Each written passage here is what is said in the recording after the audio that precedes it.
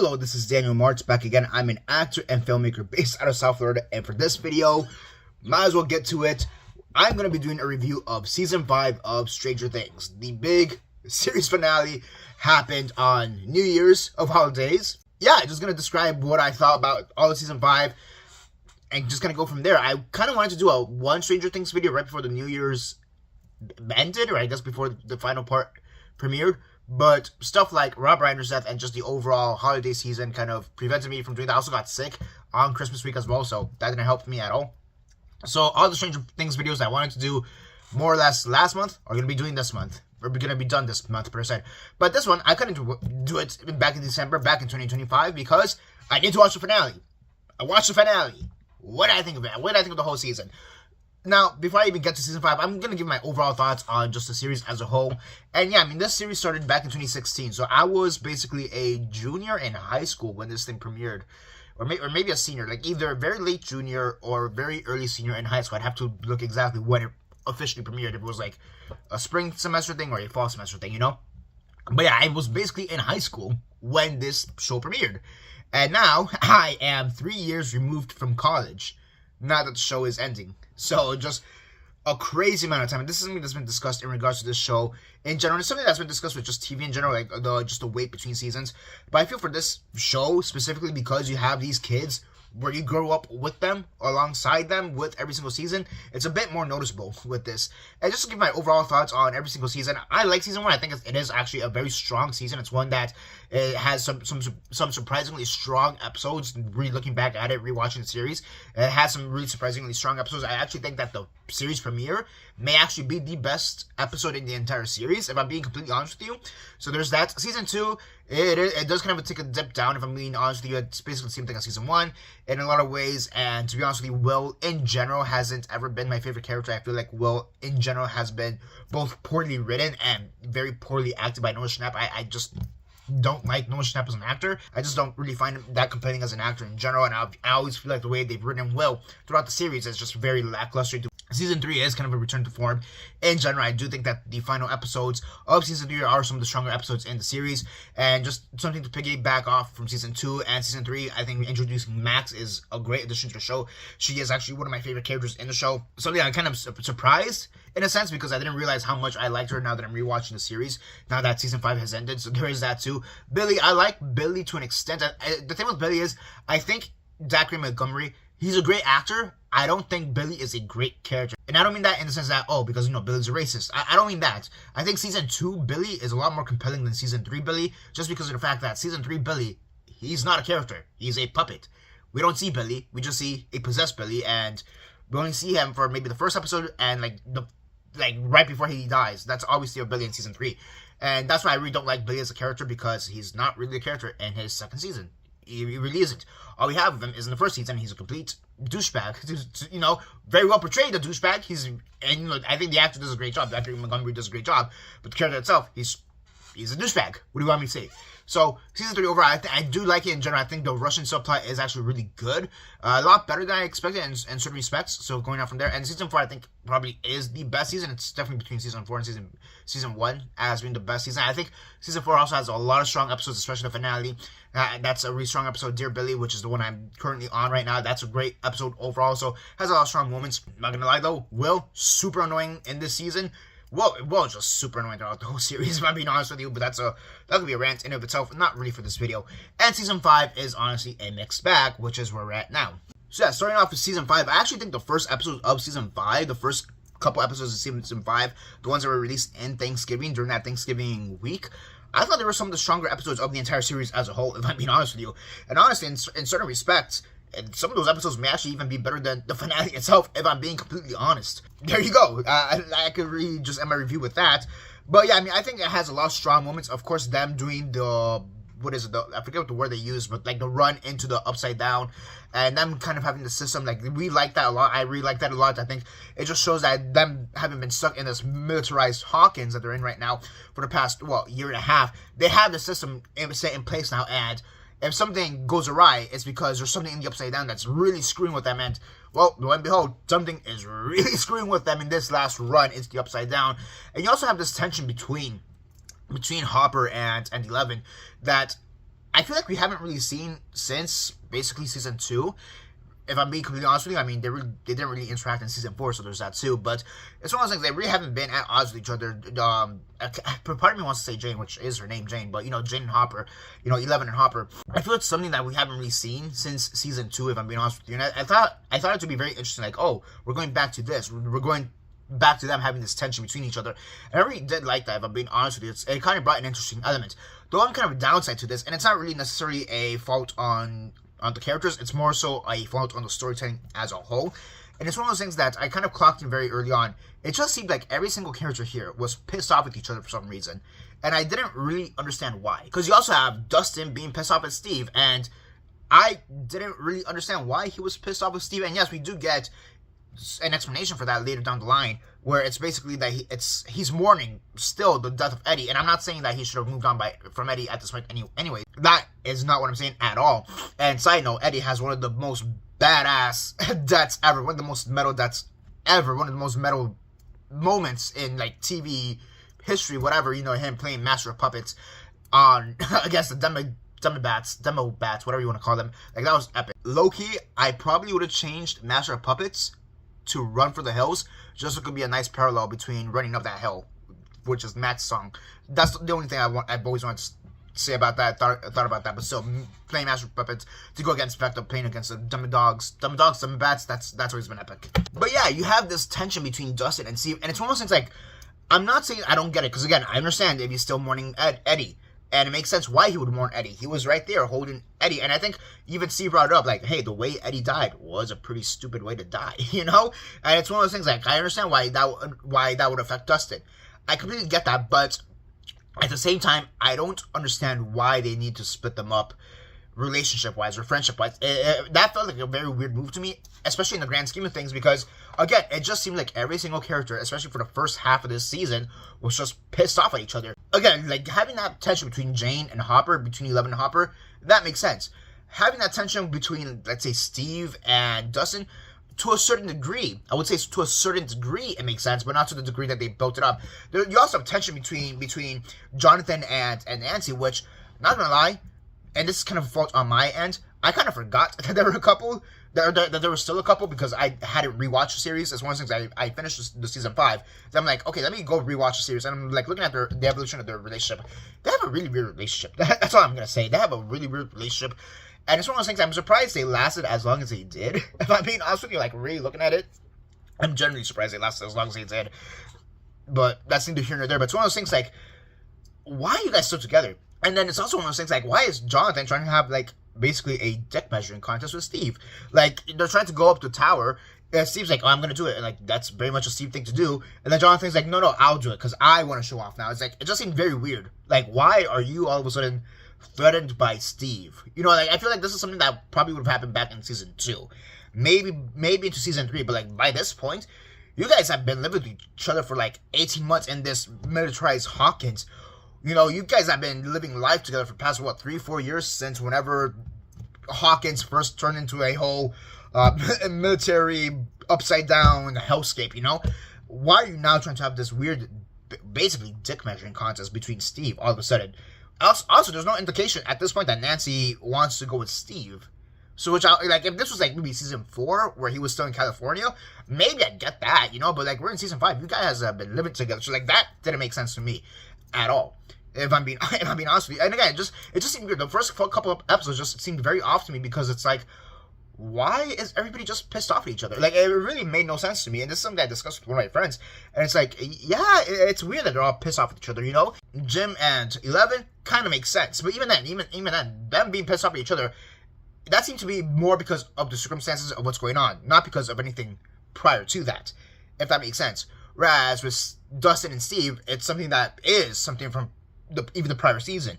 With Jonathan and Nancy, I mean, their relationships have always been kind of on the rocks, and Jonathan is just trying to have a dick measuring contest all of a sudden? Question mark? So, yeah.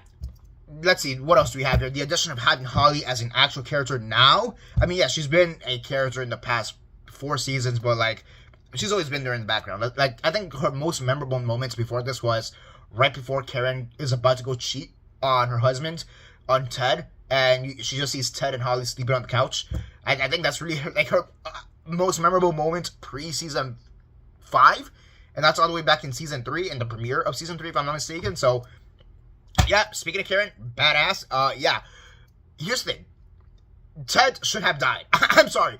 After looking at the season finale, Ted should have 100% died. I'm sorry, like, they've never done anything with Ted. He's always just kind of been there. He's known for being so forgettable. Like, I think that's the best thing that he's known for. Ted is known for being forgettable in an ironic sense of twist. So it's one of those things, like, you could have killed him off, and nobody would have given a damn. If anything, it would have given the show a bit more stakes. And this is something I'll get to more in the latter half of this video, but, like, I do think people needed to die. And not just the bad guys. I think some of our heroes should have died in this finale. And to give the story some stakes, maybe even kill off some characters, some long-standing characters, even before this. And, like, Ted has been there since season 1. Why not kill him off? You gave him his moments against the Demogorgon. You know, he gave 2 whacks at the Demogorgon with his golf club. Honestly, pretty cool. Even for him, that's pretty cool. But, bah! He should be dead. Like, 100% he should be dead. Okay, if you don't want to kill off the parents, at least save Karen and kill off Ted. That would honestly give a little bit more motivation to what Karen does later on in the season, if I'm being honest with you, or what she should have done later on in the season, better said too. I mean, Ted is an afterthought. Why did, like, it's almost one of those things where I wouldn't be surprised if the Duffer Brothers, because the Duffer Brothers are talking a lot, and they kind of need to shut up, but that's neither here nor there. But it's one of those things that the Duffer Brothers probably, like, thought, like, yeah, we probably should have, but we just didn't because we're too chicken to kill off anybody. I'll get to that too later. So, again, nobody's going to care if you kill off Ted. If anything, it would bring some stakes to this whole final season. So, yeah, but, like, not harping on that too much. Going back onto Karen, I mean, her taking out 3 demodogs, that was kind of badass. I mean, her being kind of, her whole storyline has been kind of badass in a sense. Because it's one of those things, she has been that suburban mom.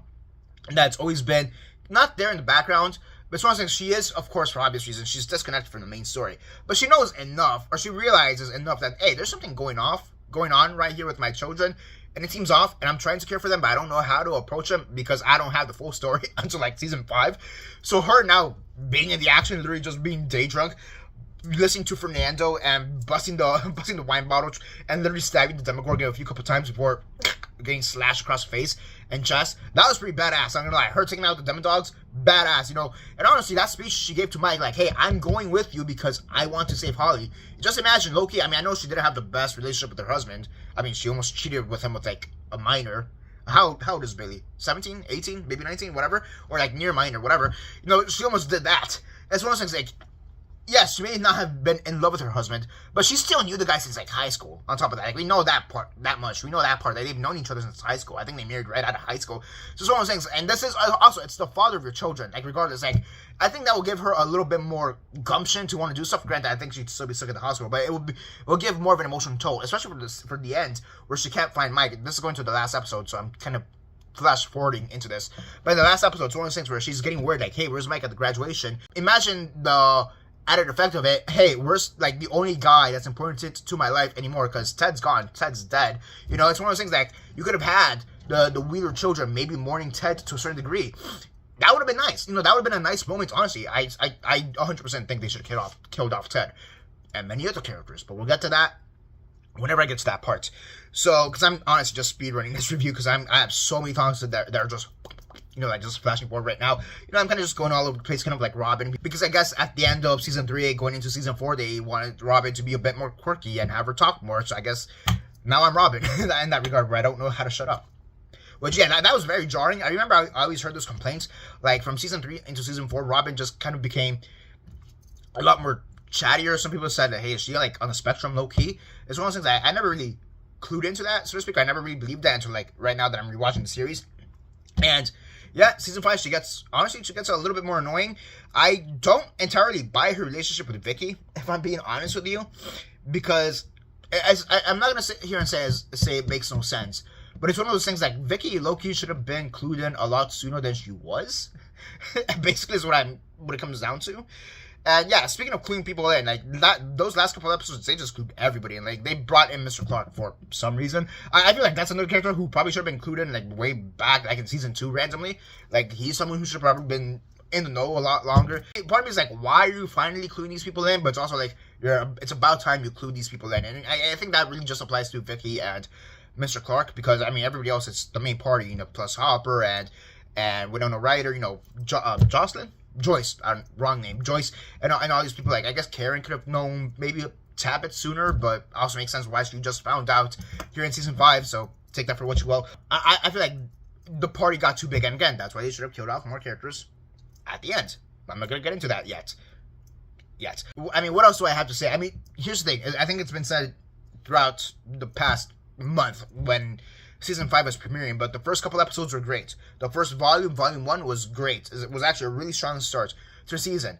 Volume 2 was a hell of a dip down. Okay? Like, that was incredibly just slow. It grinded to a halt. There was a lot of problems. I'm sorry, I did not realize that Nancy and Jonathan broke up. What the hell was that? That was an unproposal? I really don't know what they were trying to do with that scene, if I'm being honest with you. And it shows that the Duffer Brothers didn't know what they were doing with that scene, because they actually had to come out and say, no, they broke up.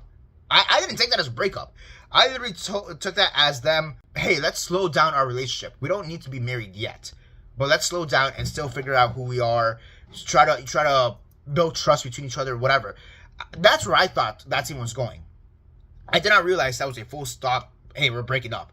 That was a very weirdly written scene, and looking back at it, yeah, it kind of makes sense why the Duffer Brothers had to explain, hey, yeah, this was actually a breakup. I don't know how that got lost in translation.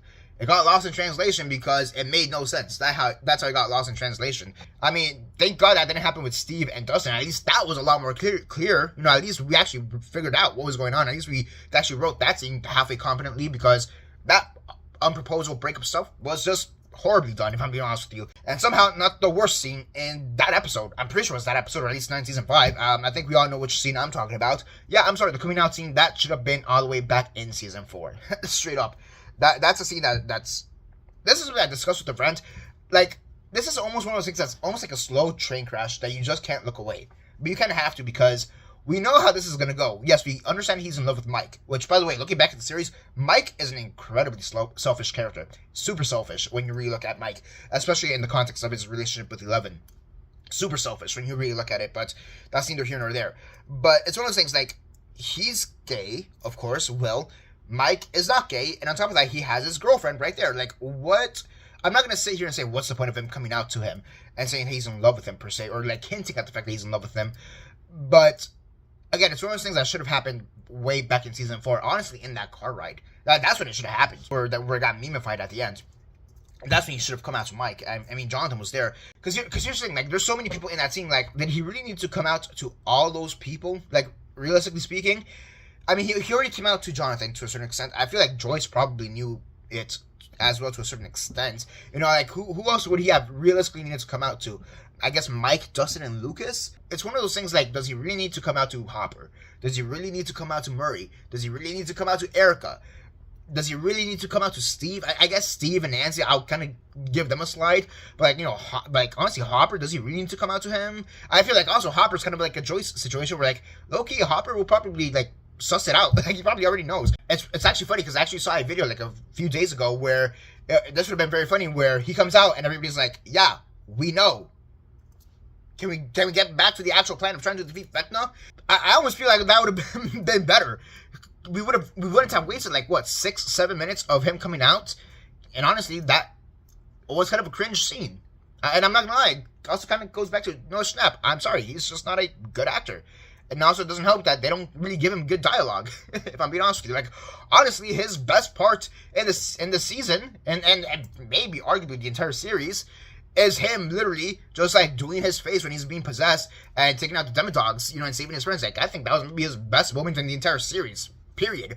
And he wasn't even talking. He was just, like, reacting, you know, with his possessed face. Like, the only, like, I think second best time that he's ever been great on the show was back in season 1. When he wasn't on the show. Like, I'm sorry, that's how much I do not care for Will as a character. That's how much I think Noah Schnapp is a terrible actor. That's how much I think that Will is just poorly written. I'm sorry, but, like, that's the truth. And this scene is also kind of emblematic of it all. Like, it was kind of acted badly, if I'm being honest, on Noah Schnapp's part. It was poorly written, really cringe. And this was actually apparently longer than the actual final boss fight against Vecna, which, what the hell was that? I'm sorry, that final boss fight with Vecna, it's one of those things where, in theory, it looks cool. I'm not gonna lie, like, in theory, it looks cool, but it's one of those things, like, it should have been longer. Like, honestly, that final boss fight should have been a good 15-20 minutes long, not 6 minutes. You know? it was surprisingly short. I think the one thing that kind of, not excuses it, but I think helps it is the fact that Joyce just kind of goes berserk on Vecna's neck with the axe. That was pretty cool. That was a pretty great moment. I very much did enjoy that moment. So there's that. But it's one of those things, like, I'm sorry, that final boss fight was just kind of not lackluster, because I do think they had some great moments there. Not necessarily lackluster, but I do genuinely think it should have been longer. And I mean, this has been said to death, but that final boss fight, if you're in the universe, if you're in the planet, the world that the Demodogs and the Demogorgons and the Demobats originate from, where the hell are the Demobats? Where the hell are the Demogorgons? Where the hell are the Demodogs? Where the hell are the Demo creatures? Why is it just the Mind Flayer and Vecna? What the heck is that? Like, that's what I mean by stakes. Like, that could have added stakes to the fight, and of course made the fight longer. But no, they just wanted it to be Vecna versus Will and Eleven, and I guess the Mind Flayer versus the rest of the characters. I actually like the fight, but in the greater context of everything else, it's a very underwhelming fight. And I'm not gonna lie, I think this is where they should have definitely killed some characters.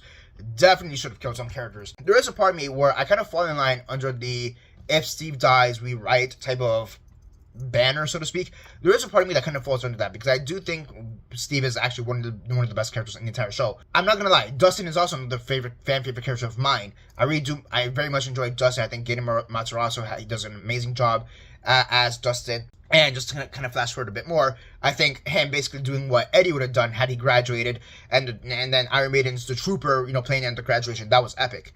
But if I'm being honest, don't kill off Steve. Kill off Dustin.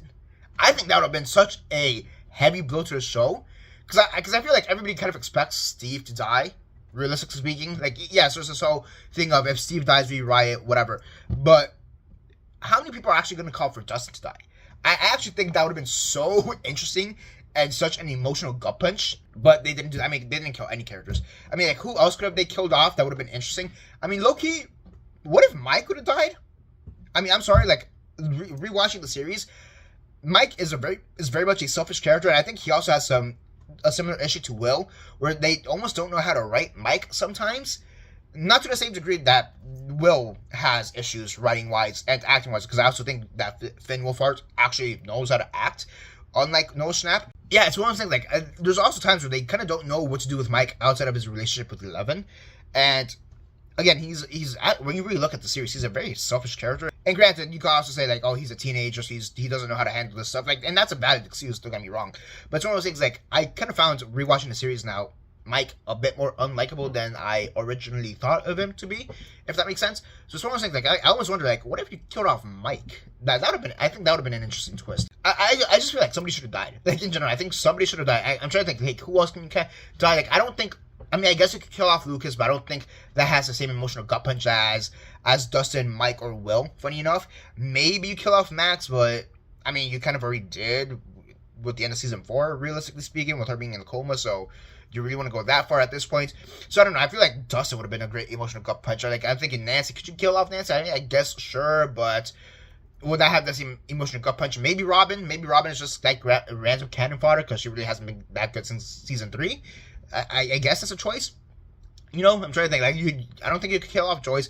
Maybe Hopper. Hopper kind of makes sense, and they did kind of toy with the idea of killing him off throughout the entire series, realistically speaking. So you could have done that. But I feel like Dustin would have been the best choice to kill off. Like, if you're gonna kill off one character outside of 11, which we'll get to that later, it really should have been Dustin. If I'm being honest with you, if I'm really being honest with you, I guess Jonathan would have been an interesting choice, but not for the finale. Honestly, I think Jonathan would have made an interesting choice during the unproposal thing. If it was one of those things where he was like trapped under the molten metal goo, whatever that was, and he can't escape, and since we saw that thing was acid on top of that, like, maybe it's the acid is like starting to like go into him or whatever, and kill him from the inside out or whatever. Maybe have him do the unproposal stuff, and then that's how he dies. I think if anything, Jonathan would have made sense to kill off a little bit earlier. So I'll say that much. I do think that they should have killed at least some characters off. Like, I'm trying to think other characters. Like I said, Ted earlier. Ted would have been the best character to kill off, especially early on. I'm trying to think who else. If you have Karen, I mean, I guess maybe not. Mr. Clark would have been random. Erica would have been random. Maybe Murray. Murray's one that I actually thought they were going to kill off for a moment because when he exploded the helicopter, I almost thought he was gonna do almost like a pseudo Die Hard thing where he's gonna strap almost like do what Hopper was gonna do where he straps the dynamite or the bombs onto his chest and just jumps up the helicopter and kaboom, you know? I almost thought that would have been kind of interesting for Murray. I don't think Murray has the balls to do that, like himself as a character, but that would have been an interesting choice for Murray. Because, like, really, the big death we have here, realistically speaking, is Callie, a character from the worst episode in the series back in season 2 that nobody cares about, who everybody has already, even in season 5, people don't seem to like her that much. Even the characters themselves don't seem to like her that much, just like a Hopper every time he looks at her. And she dies in, like, a very anticlimactic way on top of that, and, like, that's your big death of the series? Like, realistically speaking, I guess Vecna, like Henry Creel, I guess that's a pretty big death as well. I mean, it is a big death, to be honest with you, but, like, of the heroes, Callie's the person you kill off, the one person that nobody really gives two craps about her. And yes, you could say they killed off 11, but I'm sorry, that twist is horrendous. It kind of just goes to show what we've been saying this whole time, that the Duffer Brothers don't really have the balls to do anything that's kind of gutsy. They truly don't have the balls to do that. Like, when they showed 11 dying, I was like, oh crap, they actually did it. They actually went through with it. Congratulations. Like, that is an effective death. That's a death that makes sense. Congratulations. And then, literally the last 2 minutes, they're like, yeah, never mind, she didn't actually die. And I'm not gonna lie, that kind of pissed me off. Like, that genuinely pissed me off. Because, like, wow, you guys didn't even have the balls to do that. And yes, you could say that this is actually a theory that Mike is saying to cope with himself, this and the other, but, like, let's be honest. It's the Duffer Brothers, and they literally just confirmed 3 different spin-offs for Stranger Things. Granted, one of the spin-offs is an animated series between, is it season 1 and season 2? Or season 2 and season 3? It's something like that, so there's an anime series there. And the other series that's a spin-off, it's that whole thing with the Rock that's in the briefcase, that I guess that's the Mind Flayer infected Creel. I guess they're doing a spin-off for that, which, I mean, sure. And then there's the third untitled spin-off where we don't know what's going on with there. I can't imagine them, like, killing off 11 at this point. If they didn't have the balls to do it here, they're never going to have the balls to do it. It's essentially what it comes down to. It's almost like a Walking Dead situation where if they didn't have the balls to kill off Rick back in season 9, they were never going to have the balls to kill him off afterwards. That's kind of how I view it. And even then, the circumstances between The Walking Dead and Stranger Things are drastically different on top of that too. So take that for what you will. Yeah, I'm not gonna lie. Like, them basically revealing that 11 is alive, that was a huge disappointment for me. Like again, you guys really should have killed somebody off. It would have made the story have true stakes, because as it stands now, rewatching the series, I'm not gonna lie, it kind of sucks to know that none of these characters are gonna suffer in a weird sadistic kind of way, if that makes sense. Like, they should suffer. And granted, that's not to say they don't suffer. I mean, Will, he's possessed for like the first 2 seasons, you know.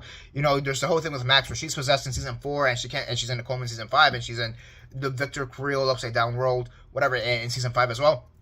So that's not to say that they don't suffer, but it's also one of those things, like, there should really be long-lasting consequences to this in general, and it just doesn't seem like there is. Like, I think the biggest long-lasting consequence you have to that is the fact that Karen has a few scars because of the Demogorgon, and they probably have a bunch of PTSD, And, like, I just kind of wish there was something more permanent to that, And that's not to say that scars aren't permanent. That's not to say that PTSD isn't permanent, but more so for the show itself, there should have been something way more permanent than the big death being Callie, because why the hell is Callie the biggest death outside of Vecna here for the final season? I will say that the epilogue for the final episode was actually really well done. I will say that, like, if not for the epilogue, I'd be a lot more negative for that episode, on the last episode. I think that epilogue really saved the series, because we do get to see how these characters are progressing. What is it, a year and a half after the whole situation with the military and the Upside Down and them defeating Vecna? I do feel like that's something they really should have done. And I think it's well warranted. Again, one of my favorite moments of the entire series is Dustin basically graduating, giving his valedictorian speech, and basically saying, screw the system, screw Mr. Higgins, Principal Higgins, and then them ending that scene with the trooper from Iron Maiden. Even though I just went on this whole thing how Dustin should have died, and I do stand by that, I'm also not going to deny that this was also a pretty epic moment in general. Like, if anything, that scene right now is probably my most watched scene of season 5. the graduation, not the final boss fight. Nothing with Will, not his stupid coming out scene, not Caddy's death. The graduation speech is probably my most watched moment of season 5. I'm not sure about the whole series. Because I think running up that hill probably takes that cake. But for season 5, at least, that's where I go. Actually, no. If anything, my most watched moment from the entire series will be Master Puppets. Let's be honest, it'd be Master Puppets. Overall, what do I think about the final season 5, and the finale of season 5 of the entire series? For me, overall, it's a mixed bag. I think that the character relationships this season were very weird, to put it lightly. I think they were very weird and very muddled, which doesn't make sense given who the characters are and how long they've known each other and how long they've been stuck, even between season 4 and season 5, in this and the militarized Hawkins. For me, I still have some struggles where I don't think they truly landed that. I think the best aspects of that was like Jim and Joyce, and Jim and 11. I think those are really great. Past that, I just struggle to like really understand why some of these characters are acting the way they are, or to the degree they are. Oh, Dipshit Derek. I just remembered Dipshit Derek. Holy crap. He was a fantastic addition to the series. Holy crap. It kind of sucks that they only used him for season 5. I kind of wish he would have been there for more seasons, but at the same time, who knows? Maybe they would have Robin-fied him and made him way more dipshittier, or maybe more delightful in a hypothetical season 6, I will say, and maybe this is just me, because I haven't seen anybody else talk about this, but are Derek and Holly dating at the end of the series now?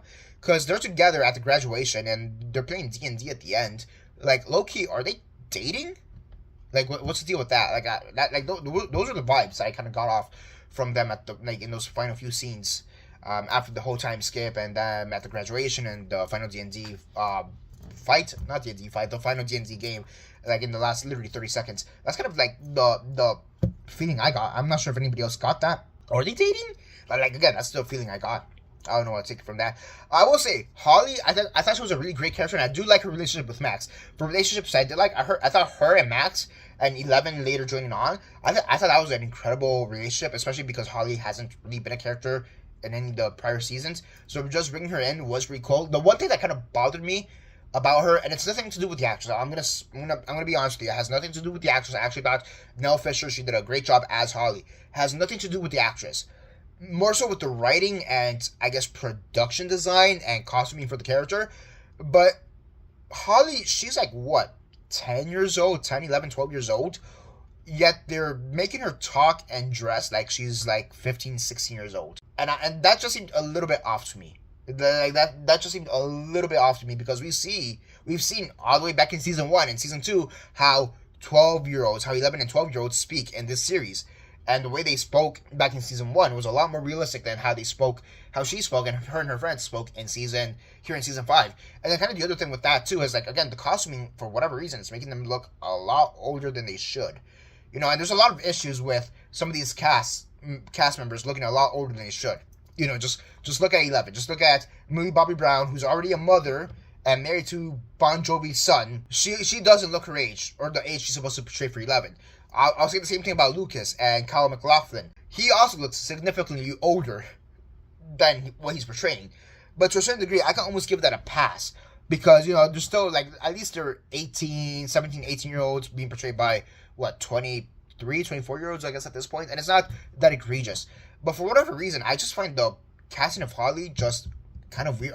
Maybe not the casting itself, but, how she's written and how she's costumed, the clothes she's wearing. Again, she's 11, 12 years old, and she's acting like she's about to graduate with the rest of with her brother's class, is what I'm trying to say. And it just seemed kind of off to me. But again, just want to emphasize that it's no disrespect or hate towards the actress. I actually think she did a great job, incredible job in the series. Again, it goes back to the writing and the costuming, I guess, at this point. And again, it's not even a problem with her. I would say it's a problem with all of her classmates, like the people who are in her class, her two main girl best friends. I feel like they also had the same issue where you guys look significant. You guys are 11, 12 years old, and you guys are I'm pretty sure actresses are 15 and 16 years old, and you guys are being portrayed almost 15, 16 years old. It seems kind of off. Derek didn't really have that problem, and then past that, the rest of the kids were, they really didn't get much of a focus. I can't really comment on them. But again, for those main four, I guess 11, 12-year-olds, Derek, Holly, and then Holly's two best friends, just seemed kind of off. For the season as a whole, I'll say this, for the season as a whole, I thought it was a very mixed bag. I don't think it's the best season of Stranger Things. I think that honor goes to seasons 1 or 4, but I don't think it's the worst. Season 2 is probably the worst season. You have 5 seasons. That's the thing. Like, you have 5 seasons, and I'm gonna be honest with you, this is in the bottom half. So 3 and below. And if season 2 is the worst one, you're really down to just 3 and 4. Take your pick from there. I still think that it was generally speaking, I still think it was a good ending. Again, there's a lot of stuff they could have done differently. I think there's a lot of stuff they should have done in previous seasons. If I'm being honest with you, there's a lot of stuff that they should have done in this season that they just didn't. There's a lot of stuff they should have done or should not have done. Take that for what you will. But overall, I still think that this, generally speaking, was a good season. And generally speaking, it was a good season to end on. Not the best season, but not the worst season. And I still think that it has its enjoyable parts. Do not get me wrong in that regard. It does have its enjoyable parts. I think the one thing, because I'm rewatching Stranger Things right now. I think the one thing with Stranger Things in general is the fact that story-wise, it's so much better than the actual writing itself. Like, I think the concepts they have for Stranger Things in general is always a lot better than what they actually put on screen sometimes. And I think season 5 is the one that really struggles with that in that regard. And I think part of it also has to do with the fact that we have our own expectations. Keep in mind, Stranger Things season 4, that premiered what, in 2022? 2021, I think? We're in 2025. It's been 3-4 years since Stranger Things premiered, you know, for season 4 versus season 5. With that gap, we had a lot of expectations. Some of those expectations were met in the season. Some of those expectations were not met in the season. And I think that is kind of the trouble that this season really has to contend with at this moment. I think this is an issue, like, let's say 2-3 years down the road, and who knows, maybe the spin-offs screw with us too, so I'm hypothetically speaking, but let's say 2-3 years down the road, if you're just binge watching the whole series from seasons 1 to 5 in like a whole week, maybe those issues aren't going to be as prevalent as they are now. Because again, at this point in time right now, we haven't had a Stranger Things anything in like 2-3 years. And I think that's one of those things that can be rectified over time. And yeah, I will say this, and granted, I'm not that well versed in this aspect of Stranger Things, but I do like the fact that they did incorporate some stuff from the play, First Shadow. I didn't know too much about it until I talked about it with a friend, and they kind of gave me the speed run on it, and I'm like, okay, I like the fact that they incorporated some stuff. There are some stuff I still kind of question, which I guess we'll get answers to in one of these spin-offs, so we'll see. The one thing I do kind of question, I guess, in regards to Creel is, well, one, it seemed kind of weird that, hey, the big twist with Victor Creel for this season is the fact that he's going to be possessed by the Mind Flayer. And it's one of those things like, yeah, we know he's possessed by the Mind Flayer. Yes, they tried to retcon it where, no, he actually created the Mind Flayers. There was that to it, but, like, we knew they were always running in tandem, whether it was that he created the Mind Flayer or the Mind Flayer possessed him. We always knew they were working in tandem. So that being the major twist of the season in regards to Creel, that was kind of weird to me. And then the other thing that seemed weird to me is, like, that's his traumatic moment? Question mark? Like, it's one of those things I guess it makes sense because you are being possessed by the Mind Flayer, and for obvious reasons, that will be traumatic. Do not get me wrong, that will be traumatic. But at the same time, like, I kind of expected something more, just a lot more traumatic. I don't know. That's you know, him killing a scientist, a random scientist, and then him being possessed by the Mind Flayer. I'm kind of torn, to be honest with you. I'm very torn on that being like his origin story and him that being the reason why he can't go into the cave. I'm like, I guess I get it, but at the same time, like, is it really just that? It just seems a little bit random. I don't know. I guess the fact that the guy shot him in the hands maybe has something to do with that too. I don't know.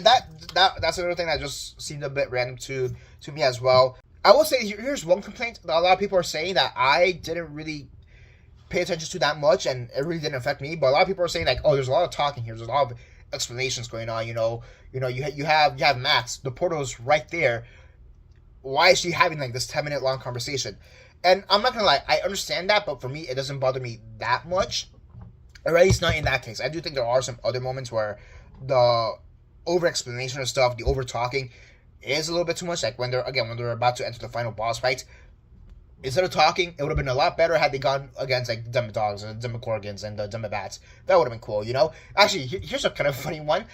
And granted, I'm pretty sure Dartagan, I'm pretty sure he's dead because of the events of season 2, but it would have been kind of cool if like through the hive mind or somehow they remember Dustin and like, oh, Dustin's actually your friend. That would have been kind of funny, but that would have never happened. It just comes down to that. I think this was a very mixed bag season because of how it came out right now. I think there's a lot of stuff, a lot of negative aspects are being amplified, where I think in a couple of years, when you can just binge watch the entire series in one go, I think some of those negatives won't be as amplified as they are now.